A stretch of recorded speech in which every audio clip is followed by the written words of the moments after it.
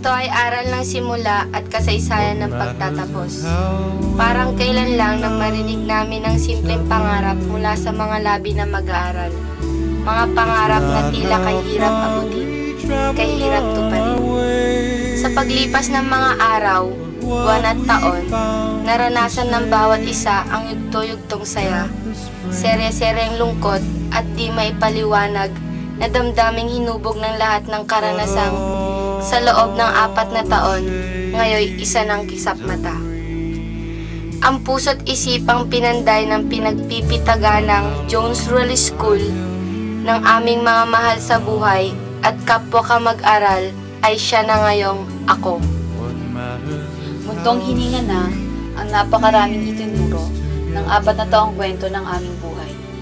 Tawanan at tiyakan, damayan at siraan, batian at isnaban, grupong laban sa isang grupo, kaibigang naging kaaway, at kaaway na naging kaibigan, mga sandali ng di mapatid na kaligayahan sa pagkamit ng tagumpay, mga oras ng panghihina, pangamba at takot kapag hindi nagkakaunawaan, pagtatampuhan, away, kasama na ang mga maliliit na gera at kumukulong dugo, mga kaibigang laging naroon sa lahat ng oras.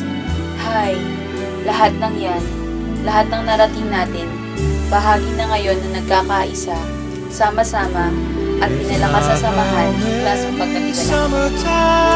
4 na taon ng pangamba at pag-asa.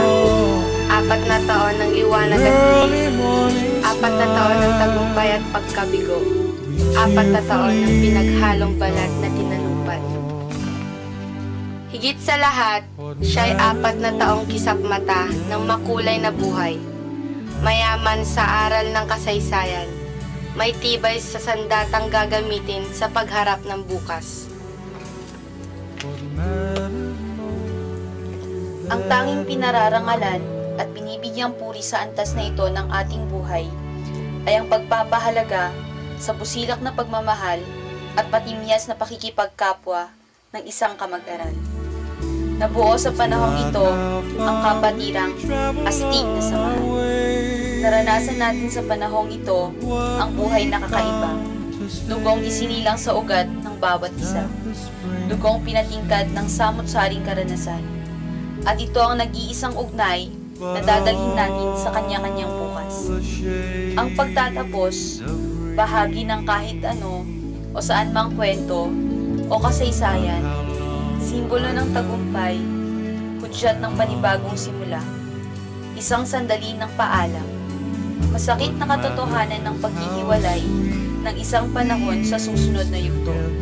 Subalit sa ating dugo, matingkad na nananalaytay dito na tayo'y astig, mananatiling bahagi ng ating pagkatao hanggang sa huling uri ng pagtatapos sa ating buhay. We tearfully recall what matters most.